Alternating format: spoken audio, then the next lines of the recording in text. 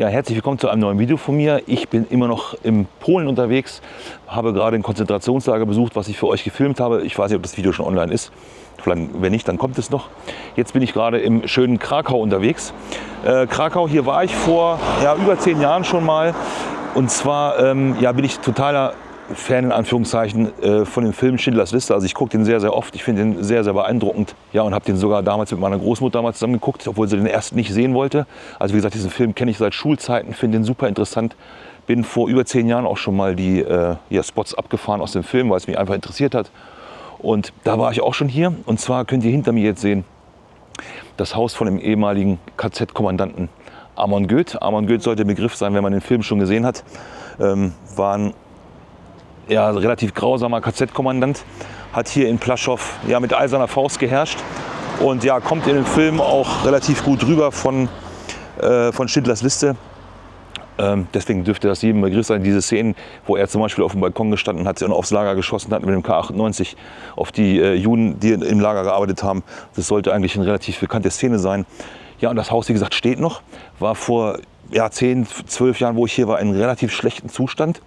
Und mittlerweile ist es saniert, was ich total toll finde. Also es ist echt ein sehr, sehr schön saniertes Haus gerade. Ich will auch nicht zu lange filmen, weil das Haus selber, wie gesagt, vorher im schlechten Zustand, jetzt komplett saniert, scheint auch jemand zu wohnen.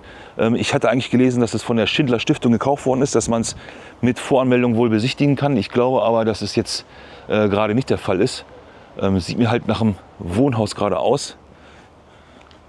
Und ja, das ist halt ein Ort, der mich schon immer mal interessiert hat, wenn ich hier war. Und deswegen wollte ich hier einfach nochmal her, weil ich gehört habe, dass es saniert werden sollte. Scheinbar auch ist. Es sieht auf jeden Fall wieder top aus, hat aber von seiner ursprünglichen Form eigentlich so nichts verloren. Ja, ist halt ein relativ geschichtsträchtiger Ort, ein bewegender Ort. Das Lager von dem KZ Plaschow, das gucke ich mir auch gleich nochmal ganz kurz an. Da gibt es eigentlich nicht mehr viel zu sehen, aber ich will euch trotzdem nochmal auf die Reise mitnehmen, also bis gleich. So, hier nochmal das Haus im Vorbeigehen. Ich komme mir natürlich immer ein bisschen doof vor, wenn ich hier gerade vor so einem Haus stehe, was scheinbar Wohnhaus ist, möchte ich da jetzt auch nicht allzu viel filmen. Meine Polnischkenntnisse reichen jetzt auch nicht aus, auch mit Übersetzer komme ich mir jetzt ein bisschen doof vor, da zu klingeln und zu fragen, ob ich rein darf, weil laut Internet ist es immer noch so, als ich damals vor, wie gesagt, 10, 12, 14 Jahren da drin war, konnte man wirklich noch original Möbel sehen, die Amon Göth gehört haben und die seine Frau mit benutzt haben. Also sein Schreibtisch war noch da, ein bisschen was vom Interieur von seinem Arbeitszimmer. Diese obligatorische Szene aus dem Film, wo er den Juden im Teenageralter mit der Zahnbürste seine Badewanne schrubben lässt. Das ist vielleicht auch so ein bisschen im Kopf, wer den Film kennt. Also ob das wirklich so stattgefunden hat, weiß ich nicht genau. Aber seine Badewanne stand damals noch im Keller. Also es war noch Interieur von dem Haus noch vorhanden. Ich war sogar auf diesem Balkon, der im Film diese einschneidende Szene spielte. Wobei ich es öfter jetzt gehört habe, dass das so nicht der Fall war. Weil wenn man vor diesem oder auf diesem Balkon gestanden hat, kann ich euch vielleicht gleich aus der Sicht des Lagers zeigen. Es war gar nicht möglich, von da oben ins Lager reinzuschießen, so wie es im Film dargestellt worden ist. Weil in Plaschow gab es einen Steinbruch, wo die Häftlinge Stein abbauen mussten. Also wahrscheinlich Baumaterial, und das war eigentlich direkt vor dem Haus. Also er hatte gar keine freie Sicht auf dieses Lager. Aber das zeige ich euch gleich nochmal, wenn ich auf dem Gelände bin. Ja, das ist jetzt hier der Eingang zum Lager Plaschow, zum ehemaligen Lager Plaschow, also vom Lager selber. Wie gesagt, ist nicht mehr viel vorhanden, beziehungsweise so gut wie gar nichts mehr. Es ist nur das Areal, was auch als Gedenkstätte sozusagen gilt, aber das ist wie so ein Park, den man durchwandern kann. Das Haus, was ihr hier hinter mir sehen könnt, ist zum Beispiel auch noch ein Originalhaus, was vom SS-Wachpersonal benutzt worden ist. Hier wurden sogar die Dreharbeiten teilweise drin geführt. Und Steven Spielberg hat für den Film Schindlers Liste auch nicht direkt hier auf dem Lagergelände drehen dürfen, aber hat direkt am Rand das Lager nachgebaut sozusagen, oder einen Teil des Lagers nachgebaut. Und ob man davon noch was sehen kann, das zeige ich euch gleich. Oder beziehungsweise wir suchen danach. Ich kenne es selber noch nicht. Ja, hier auf dem Gelände des Lagers Plaschow gab es sogar einen jüdischen Friedhof. Also der ist schon älter natürlich als das Lager. Ich befinde mich jetzt gerade hier auf dem Gelände. Hier kann man so ein bisschen noch die Reste sehen. Der wurde dann, ich will nicht sagen logischerweise, aber als das Lager hier errichtet worden ist, wurde der Friedhof sozusagen fast eingeebnet.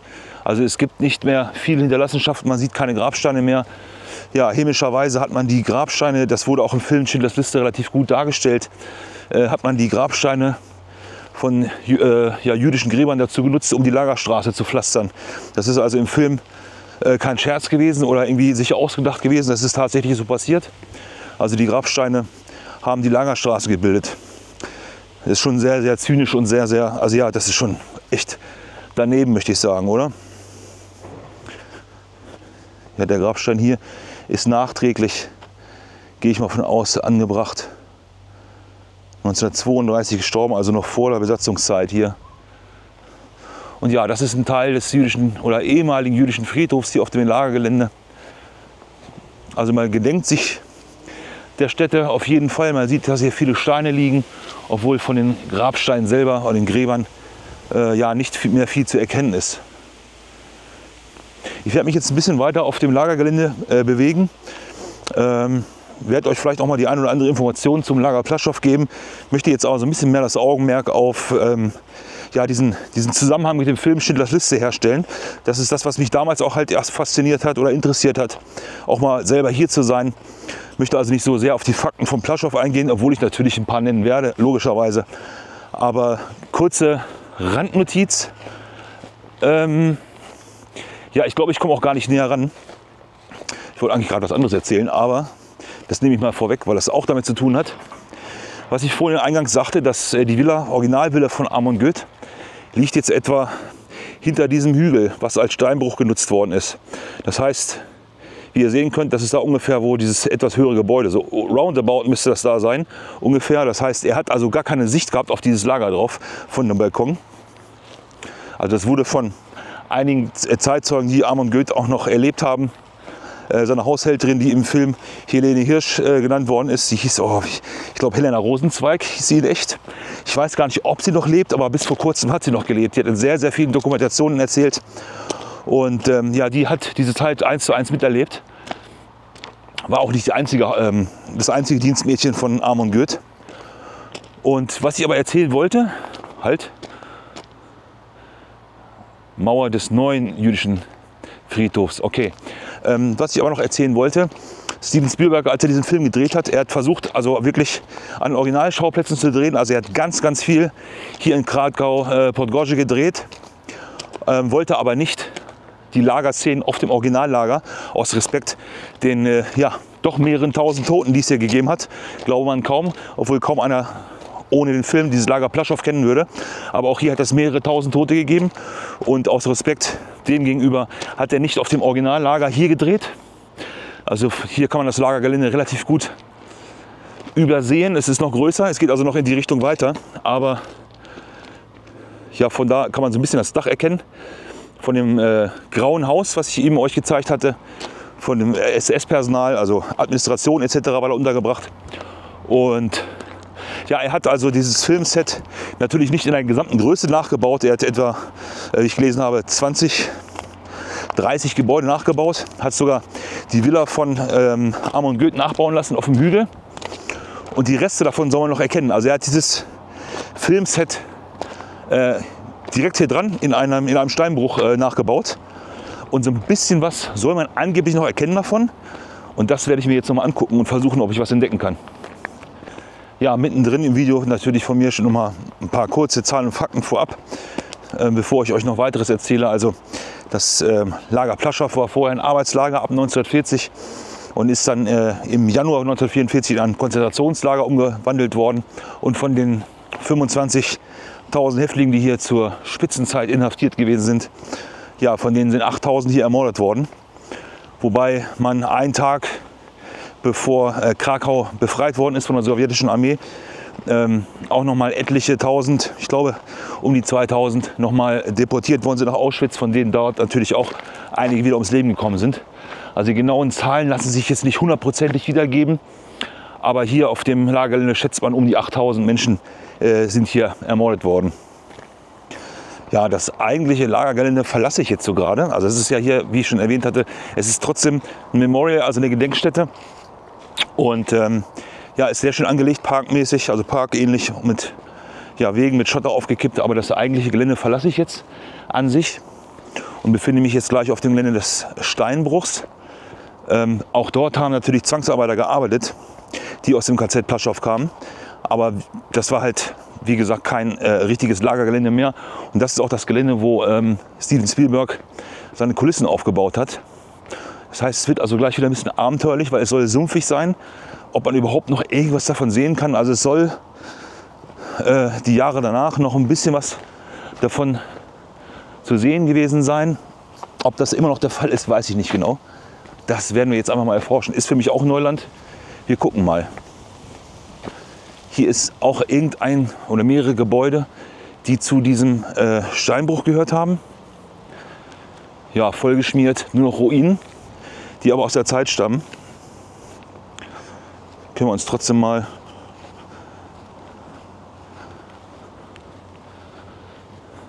angucken. Wie gesagt, das dürften irgendwelche Verwaltungsgebäude für diesen Steinbruch gewesen sein. Ja, hier wird ganz gerne mal Feuer gemacht scheinbar. Also da brauche ich jetzt nicht weiter nach irgendwelchen Relikten zu suchen. Das dürfte klar sein, dass das ja, hier nichts mehr groß zu schauen gibt. Wir werfen natürlich trotzdem einen Blick rein. Aber das sind wirklich nur noch Ruinen. So, den Steinbruch habe ich jetzt gerade eben schon sehen können. Wobei der eingezäunt ist. Aber hier führen trotzdem Wege lang. Also müssen wir uns den trotzdem angucken. Also es führen Trampelwege ran. Also viele scheinen dieses Gebiet sich auch anzugucken. Ja, das ist auf jeden Fall ein Steinbruch. Kann man da hinten so ein bisschen durch die Bäume sehen. Und da unten soll, wie gesagt, ja, ein Teil des Films gedreht worden sein. Also alles, was sich mit diesem KZ Plaschow abgespielt hat, ist hier gedreht worden. Es gibt also in ganz Krakau ja, Filmlocations, wo Teile des Films gedreht worden sind. Aber um die alle abzufahren, ist ja wahrscheinlich ein bisschen viel Arbeit.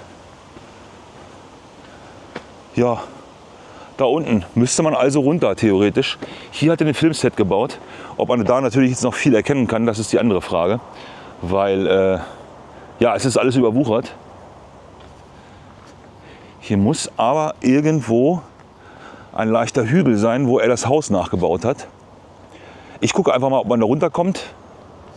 Wenn ja, sehen wir uns gleich wieder. Wenn nicht, sehen wir uns auch gleich wieder. Ja, dann machen wir es mal spannend. Ich lasse die Kamera einfach mal mitlaufen. Also hier sind auf jeden Fall... Ui. Ich sehe gerade den anderen Betonpfosten mit alten Isolatoren noch dran da oben. Ich wollte eigentlich nur gerade diesen Torpfosten hier, wo ein Tor eingehängt war, zeigen. Aber da oben hängen tatsächlich noch Isolatoren dran. Also hier ist dieser Weg, der am Steinbruch vorbeiführt. Beziehungsweise das eine Stück da eben war eingezäunt. Und jetzt auf einmal kein Zaun mehr. Hier gucken irgendwelche Stahlseile aus dem Boden raus. Also wie gesagt, was jetzt hier original ist, was nachgebaut oder überhaupt aus der Zeit stammt, kann ich jetzt nicht mit Gewissheit sagen, weil ich, wie gesagt, hier selber noch nicht war. Und ich, oh mein Gott. Okay, also für mich, weiter geht es für mich jetzt nicht. Vorerst, weil, wie man sieht, geht es hier ordentlich bergab. Mich würde jetzt mal interessieren, wo er dieses Haus hat nachbauen lassen. Es war, wie gesagt, auf so einem Hügel etwas erhöht. Ich begebe mich mal auf die Suche. Vielleicht komme ich da irgendwie runter, wenn nicht, dann eben nicht. So, ich habe einen Einstieg gefunden, beziehungsweise ein paar Wege, die hier reinführen. Mein Akku verabschiedet sich auch gleich von der Kamera. Ich habe noch einen, so ist es nicht, aber ich muss jetzt hier erstmal runterkommen. Ich habe schon die ersten Jugendlichen gesehen, die versuchen hier runter. Ich habe natürlich auch die besten Schuhe an für sowas, ne? Ganz normale Turnschuhe, weil ich jetzt nicht damit gerechnet habe, dass ich jetzt hier diesen Steinbruch runterkletter. So, prinzipiell bin ich jetzt unten im Steinbruch.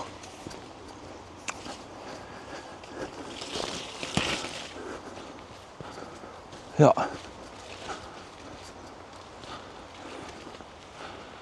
Und das ist die Filmlocation. Schindlers Liste, Lager Plaschow. Jetzt werde ich mal ein bisschen weiter in die Richtung gehen und schauen, ob man vielleicht noch irgendwelche Relikte von dem Filmset sehen kann. Vielleicht habe ich ja Glück. Wir schauen einfach mal. Ja, also richtig unten bin ich scheinbar immer noch nicht. Ist auch gar nicht schlimm, weil ich eigentlich genau dahin gestolpert bin, wo ich hin wollte. Vielleicht kann man diesen Ausblick ja erahnen oder ich blende einfach mal ein Bild dazu ein. Und zwar sind genau das hier die Reste von dem Haus von Amon Goeth, also was nachgebaut worden ist für den Film. Das ist wirklich nur für den Film nachgebaut. Jetzt kann man schon mal sehen, wie, wie schnell sich so eine Natur sowas wiederholt. Also es sieht mir ja teilweise, es gibt Ruinen aus der NS-Zeit, die genauso aussehen oder schlechter oder besser. Also das ist wirklich erst in Anführungszeiten etwas über 30 Jahre alt hier. Und hier kann man auch erkennen, wo dieser Rundbogen von dem Balkon, der hat dann also hier gestanden, hier in die Höhe logischerweise. Also das muss ja scheinbar verdeckt gewesen sein, also dieses Gebäude muss verdeckt gewesen sein von dem Filmset-Gebäude, weil das steht auf jeden Fall schon länger. Und hier kann man auch diesen Rundbogen sehen, wo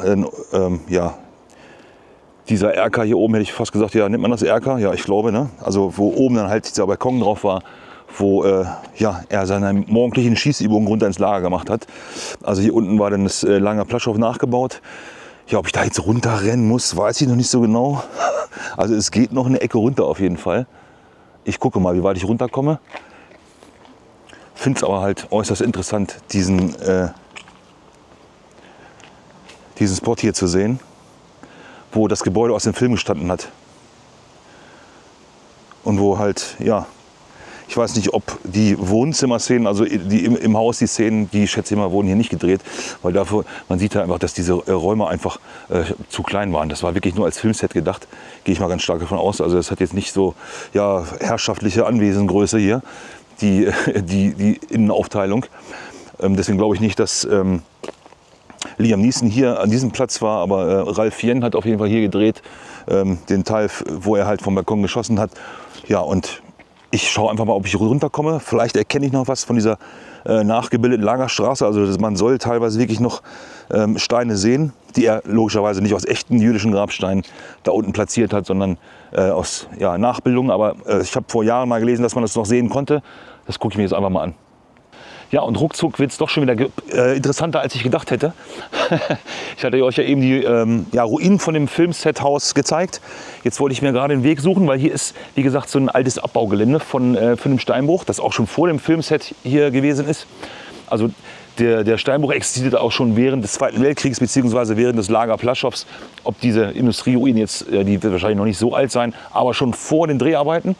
Und ich hatte ja euch eben diese Ruinen gezeigt und hatte eben man muss halt einfach mal Leute einquatschen. Da liefen eben 3 Damen rum, da habe ich mal gefragt auf Englisch, ob da eine jemand Englisch kann. Und ja, die ist tatsächlich an der Universität Krakau zugegen und tätig und hat ein bisschen was dazu erzählt. Sie hat auch gesagt, dass da unten, wie gesagt, das Filmset, kann man noch ein bisschen was erkennen. Ich habe auch schon sogar die Zäune gesehen, die im Film, also für den Film gebaut worden sind. Und dieses Gebäude hier, das sah ein bisschen unscheinbar aus, das ist im Film auch zu sehen. Das ist aus der Kameraperspektive, wo man sein Haus so schräg von unten sieht, verdeckt das Haus, dieses Gebäude. Aber im Film war dieses Gebäude hier, sie war sich nicht ganz sicher, ich vermute aber, dass es die Garage ist. Sie sagte, ich weiß nicht, ob es Garage oder Pferdestall war. Also dieses Gebäude war auch im Film. Ich glaube, es war die Szene, wo er aus dem Haus geht und in die Garage geht. Ich bin mir aber auch nicht zu 100% sicher. Also ich muss die Stelle des Films wieder gucken. Das war eigentlich ein normales rotes Backsteingebäude. Ist jetzt überpinselt worden, weil es war alles voll mit Graffiti. Und deswegen wurde das jetzt rot wieder überstrichen. Und sie sagte mir gerade, dass sie plant, hier eine Open-Air-Session, also eine Open-Air-Vorführung von Schindlers Liste zu machen mit ihren Studenten. Und will wohl auch, glaube ich, einen Darsteller dazu einladen und Relikte aus dem Film, also Filmrequisiten, hier noch ausstellen. Das ist halt wohl ein ehrgeiziges Projekt, was Geld kostet, hat sie gesagt. Sie weiß nicht, ob es klappt, ist im Herbst. Ich habe ihre Visitenkarte, mal gucken, ob ich da irgendwie ein bisschen mehr rausfinden kann. Ich kann euch gerne mal die Seite verlinken von ihrer Visitenkarte im Video. Auf jeden Fall möchte ich jetzt doch noch mal, ich wollte eigentlich schon längst wieder gefahren sein, weil ich ja noch ein bisschen was vorhabe. Aber nachdem ich jetzt erfahren habe, dass da unten doch noch ein bisschen Filmrelikte zu sehen sind, also ich fand schon, also allein schon an dieser Stelle zu stehen, wo das Haus aus dem Film gebaut worden ist, fand ich schon super. Es war auch wieder so ein cool Erlebnis. Aber hier unten soll es halt auch noch ein bisschen was zu sehen geben, vielleicht. Und das suche ich jetzt und da muss ich mich aber auch beeilen. Ja, eigentlich wollte ich ja gar keinen Filmtourismus machen. Aber das ist gerade einfach so super spannend. So, das ist da oben ist ja, das Filmset von dem Haus gewesen von Amon Göth. Im Film kann man die Szene auch so ein bisschen weiter weg erkennen. Wenn ich jetzt aber weiter weggehen würde, stehe ich halt in der Pampa. Also es war eigentlich hier zum Dreh des Films Freifläche. Jetzt also alles zugewachsen. Der Baum, ja, der hat, glaube ich, nicht gestanden. Müsste ich im Film mal sehen. Auf jeden Fall ist im Film eine Szene, wo man halt auf frontal hier aufs Haus guckt. Hier sind dann Fahrzeuge, ich glaube, das Fahrzeug von Amon Göth fuhr hier vor oder von irgendwelchen anderen SS-Angehörigen. Und von ein bisschen weiter weg konnte man die Szene sehen. Und hier war, das sah aus wie eine Treppe. Es war aber keine Treppe, sondern es war von diesem Steinbruch so ein Aufzug. Hier kann man, ich weiß nicht, ob das, nee, ja, obwohl es sind Stufen noch da, ob die jetzt bis da oben gingen und dann das irgendwie verdeckt worden ist. Also hier sind Stufen, die man noch ein bisschen erkennen kann. Und da oben, wie gesagt, stand das Haus. Ob man jetzt noch ein bisschen mehr vom Filmset sehen kann, das erfahren wir gleich, wenn wir hier so ein bisschen weiter durchs Gemüse stratzen. Also doch Filmtourismus. War eigentlich nicht meine Intention, aber dieses Filmset von dem Film, erstmal passt der Film ja nun wirklich geschichtlich in meinen Content rein. Und wenn das schon wirklich so nah an dem KZ Plaschow ist, dann muss ich das einfach auch machen. Und das ist das, was ich meinte. Das sind noch Reste vom Filmset. Also es wurde ja im Filmset, dann muss das hier die Lagerstraße gewesen sein im Film. Also im Film hat er ja auch diesen Lagereingang angedeutet mit jüdischen Grabsteinen.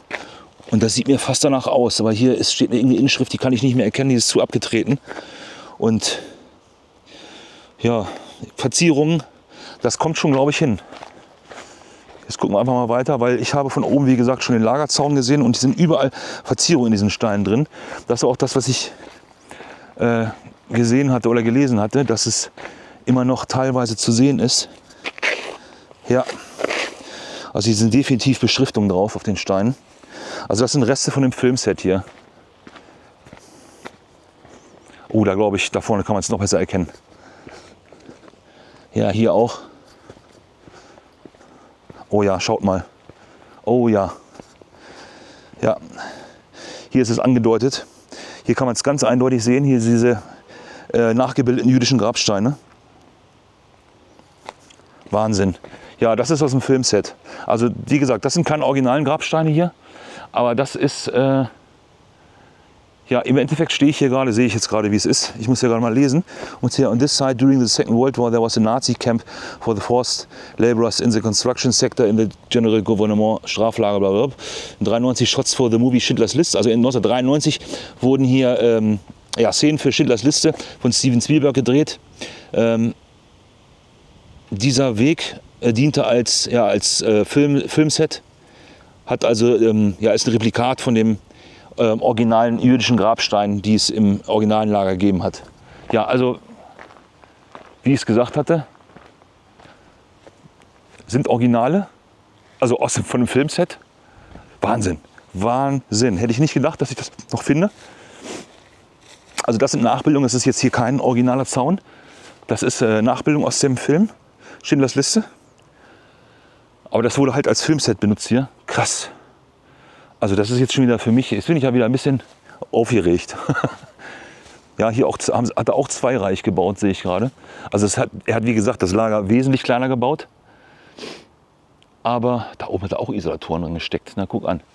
Ich weiß natürlich nicht, ob man das jetzt im Film hier sehen kann, dieses von dem Steinbruch hier. Das ist ja krass. Das hätte ich ja nicht gedacht, dass man es noch sieht. Ich bin ja gerade ein bisschen, sorry, dass ihr nicht so viel sehen könnt, aber ich gucke hier gerade links, rechts, hoch, runter.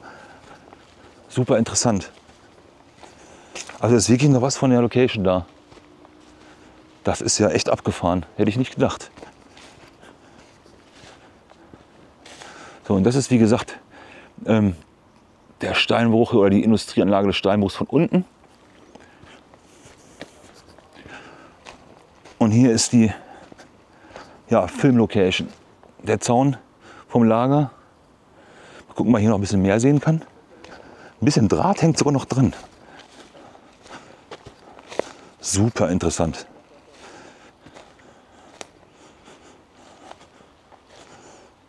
Ja, ich denke, hier war Ende. Da hat er nicht weiter, doch, er hat noch weiter gebaut, also da gibt es noch mehr. Ich weiß nicht, wie weit es da noch reingeht. Ja, aber ich glaube da vorne, ja doch, es geht noch weiter. Wahrscheinlich bis zur Steinwand. Also die Kabel hängen auch noch. Stacheldraht hängt auch noch. Wahnsinn. Ja, jetzt muss ich noch mal diesen Weg hier lang. Also das ist ja Wahnsinn. Das hätte ich ja nie gedacht, dass die noch da liegen. Also hier sieht man die ganze Straße. Also ich bin so einer, ich könnte jetzt wirklich mir den besterhaltensten hier raussuchen, abfotografieren und würde so einen Film auf Pause drücken und gucken, ob ich ihn sehe. Also so verrückt bin ich teilweise. Also ich war da, so nach dem Motto, nein, das ist natürlich jetzt ein bisschen sehr übertrieben, aber dass man die überhaupt hier noch findet, das finde ich sehr, sehr beeindruckend. Also das muss dann hier die Hauptlagerstraße gewesen sein im Film. Hier sieht man natürlich davon absolut gar nichts mehr, außer hier am Boden. Hier sind noch ein bisschen ja, Betonreste, auch ein Zaunpfahl oder ja, sieht nach einem Zaunpfahl aus. Und ja, und hier endet dann auch schon diese nachgebildete Lagerstraße. Hier ist noch ein bisschen Asphalt. Ich weiß, vielleicht hat das ja gar nicht ganz nachgebaut hier, also die ganze Straße über, nur da, wo er die Kameras geschwenkt hat.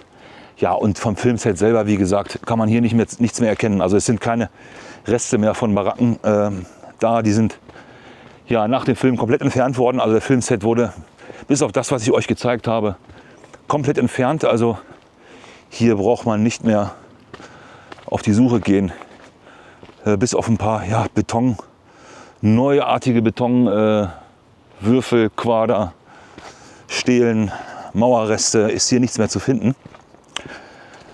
Ja, ich fand es trotzdem super interessant hier zu sein. Also das, ja, da geht mir immer gleich das Entdeckerherz auf. Ja, jetzt kletter ich hier erstmal wieder raus und komme so langsam zum Ende des Videos, aber wir sehen uns gleich nochmal wieder. Ja, ich bin jetzt gerade aus dem Steinbruch wieder raus, wo das Filmset von Schindlers Liste war. Muss mich jetzt also wieder zurück zum Auto begeben über ja, das Gelände des richtigen KZ Plaschow. Und ich habe noch ein kleines, aber feines Kleinod für euch, das sowohl im Film aufgetaucht ist, wo gedreht worden ist, sowohl auch ja, der Originalschauplatz ist von der Geschichte wirklich. Und zwar ist das auch nur 2 Kilometer entfernt, also ein bisschen weiter in die Stadt noch rein von Krakau. Und zwar ist das die Fabrik von Oskar Schindler, also die deutsche Emaillewarenfabrik. Die gibt es noch. Da kann man heute auch, ja, wenn man will, als Museum reingehen. Ich war da schon mal drin. Das muss ich euch jetzt aber, erstens ist es schon zu spät wahrscheinlich, um da reinzukommen. Ich werde euch jetzt aber keinen Museumsrundgang machen. Ich will es euch nur von außen zeigen und zeigen, dass es die wirklich noch gibt. So im Film auch zu sehen gewesen ist und auch so in echt gewesen ist, mit dem Schild DEF oben drüber. Ja, und da fahre ich einfach mal hin. Ja, eigentlich wäre ich auch aus dem Auto ausgestiegen für das Video. Ich bleibe jetzt einfach im Auto sitzen. Warum, zeige ich euch gleich. Auch hier war ich vor 12, 14 Jahren ungefähr, ich weiß das genaue Datum nicht mehr, ungefähr war ich hier schon mal. Mittlerweile ist es auch wieder Disneyland geworden. Zu meinem Erschrecken muss ich das so feststellen. Zeige ich euch gleich, was ich damit meine. Und zwar bin ich jetzt hier bei der ehemaligen Fabrik von Oskar Schindler. Also die Emaillewarenfabrik von Oskar Schindler. Ja, und wie ihr seht, hier ist richtig der Bär los. Ne? Hier rennen wieder Leute rum. Hier ist eine riesen Schlange vor der Tür. Ich werde da gleich mal vorbeifahren. Interessiert ja sowieso keinen, ob ich jetzt hier... Hier kennt mich ja sowieso keiner. Wenn ich jetzt hier einfach mal kurz anhalte. Jetzt guck mal an, was hier los ist. Hier fahren Shuttlebusse etc. Ja, und eine riesen Schlange. Das ist, wie gesagt, die Fabrik von Oskar Schindler. Die ist noch erhalten. Hier wurde auch gedreht teilweise. Also ein paar Szenen wurden hier gedreht. Und ja, sie ist ein bisschen saniert worden von außen. Also sieht frischer aus, als ich es in Erinnerung habe. Aber also so ein Andrang war da definitiv nicht, wo ich das letzte Mal da war. Aber nun ja, es wird halt alles ausgeschlachtet und es wird überall Geld mitgemacht. Deswegen, ja, da steige ich jetzt nicht aus und zeige ich. Also von innen ist, wie gesagt, sowieso alles saniert. Das Treppenhaus, das erkennt man vielleicht noch aus dem Film, wo gedreht worden ist. Das Treppenhaus ist auch original, das wurde auch da drin gedreht. Ja, und der Rest, also wie gesagt, Relikte gibt es da. Es gibt da 1, 2 Kisten, wo noch ein bisschen Emaille waren, aufgestapelt sind. Ansonsten halt sehr viel Fotos, sehr viel Ton. Aber wie gesagt, ja, das ist jetzt aussieht wie aus der Originalzeit, das ist natürlich nicht mehr so der Fall. Deswegen spare ich mir das da jetzt auszusteigen, da reinzugehen und euch zu zeigen, das ist völliger Quatsch. Und ihr habt ja gesehen, da muss ich locker noch eine Stunde anstehen. Da habe ich absolut keine Lust. Das ist genau das, was ich nicht möchte, also was mir keinen Spaß macht und was ich auch in den Videos nicht zeigen werde. Von daher, aber ich wollte es euch mal gezeigt haben. Ich wollte mal hier gewesen sein, wenn ich schon in Krakau bin, habe ich euch mal die Fabrik von Oskar Schindler gezeigt von außen. So viel dazu. Bis dahin. Ja, das war es dann von meiner kleinen Krakau Speed-Geschichtstour, was Schindlers Liste angeht. Also es gibt bestimmt noch einiges mehr zu zeigen, aber erstens habe ich die Zeit nicht, zweitens, ja, das wäre wahrscheinlich eine mehr als eine Tagesaufgabe. Wer jetzt ein Fuchs ist und ein bisschen aufgepasst hat und ja, sich mit Videoschnitt auskennt, die Szene habe ich natürlich schon vor der letzten Szene gedreht. Also Kamera aus, Kamera wieder an. Nichtsdestotrotz fand ich das hier von der Natur her nicht schlecht, hier den Abspann zu machen. Also, wem das hier gefallen hat, der darf mir gerne, oh Gott, bergauf, ich hasse es, ne? Ich bleibe mal kurz stehen. Also wem das gefallen hat, das Video, der darf mir gerne einen Daumen nach oben drücken. Mir gerne einen Kommentar schreiben, wenn er mit mir darüber sprechen will oder es cool fand oder schlecht fand. Gerne in die Kommentare rein. Lasst ein Abo da, da würde ich am meisten darüber freuen, dass mein Kanal ein bisschen mehr wächst. Drückt auf die Glocke, damit ihr kein Video mehr verpasst. Und sehen wir uns im nächsten Video wieder. Macht's gut, bis dahin. Ciao.